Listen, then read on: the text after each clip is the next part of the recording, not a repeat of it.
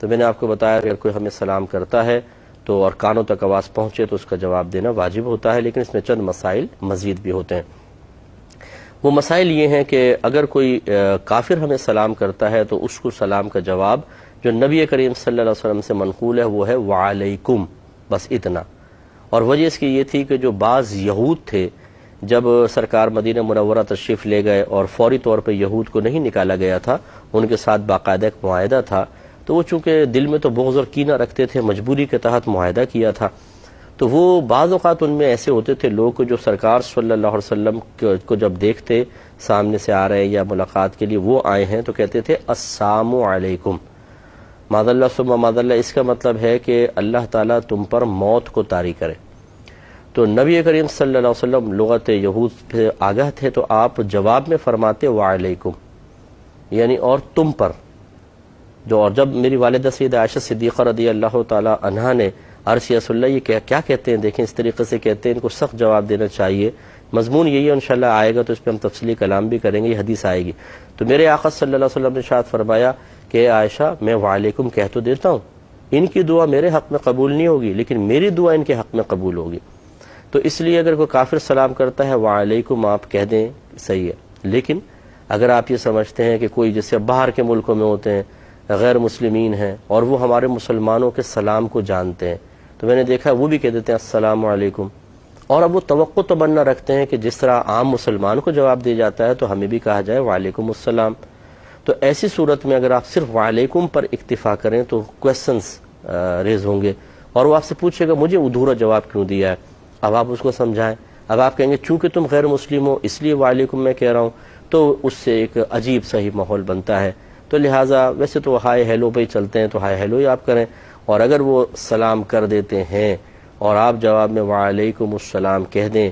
کسی نقصان سے بچنے کے لیے، اسلام کی اچھی تصویر پیش کرنے کے لیے، اس کو بدگمانی سے بچانے کے لیے گنجائش نکلے گی۔ لیکن اب اس میں آپ کو قصد و ارادہ یہ کرنا چاہیے، کیونکہ السلام علیکم کا مطلب ہے کہ اللہ تعالیٰ آپ پر سلامتی نازل فرمائے، اور وعلیکم السلام کا مطلب یہ ہے کہ اللہ تعالیٰ آپ پر بھی سلامتی نازل فرمائے۔ تو کیا ایک کافر کے لیے سلامتی کے نزول کی دعا کرنا صحیح ہے؟ اس کا جواب یہ ہے کہ آپ دل میں یوں نیت کریں جواب دیتے ہوئے کہ اللہ تعالیٰ تمہیں ایمان کے ساتھ سلامتی عطا فرمائے، یوں وعلیکم السلام سے دل میں ارادہ کریں اللہ تعالیٰ تجھے ایمان دینے کے ساتھ سلامتی عطا فرمائے، پھر آپ کا یہ بامر مجبوری وعلیکم السلام کہنا شرعی قباحتوں سے پاک و صاف ہوگا۔ اسی طرح ہر وہ مقام کہ جہاں کسی کو سلام کا جواب نہیں دینا چاہیے، جیسے مثال کے طور پر کوئی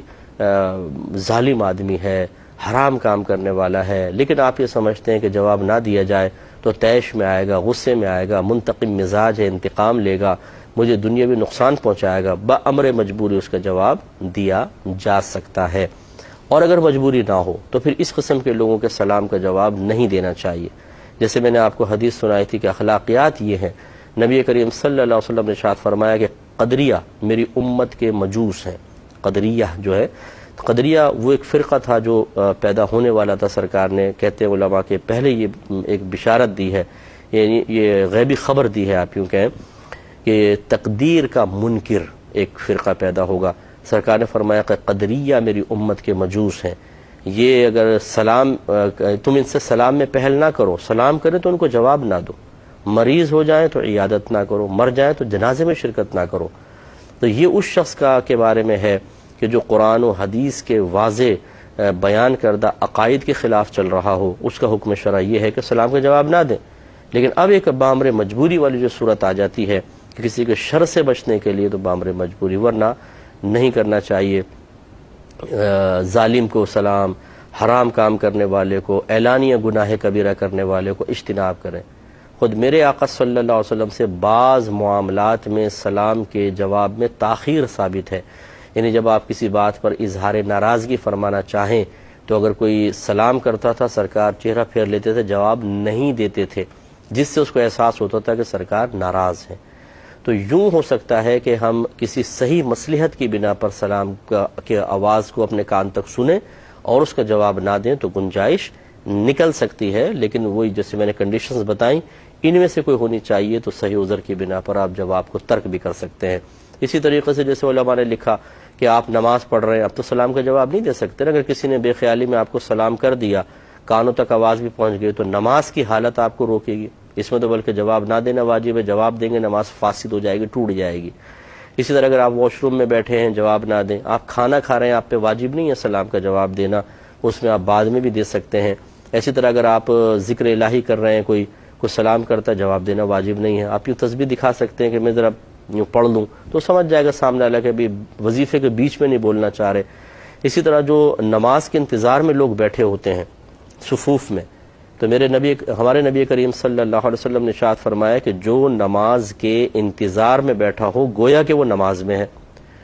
ان علماء نے فرمایا اس کو ویسے ہی ثواب ملنا شروع ہو جاتا ہے جیسے نماز پڑھنے کا ثواب،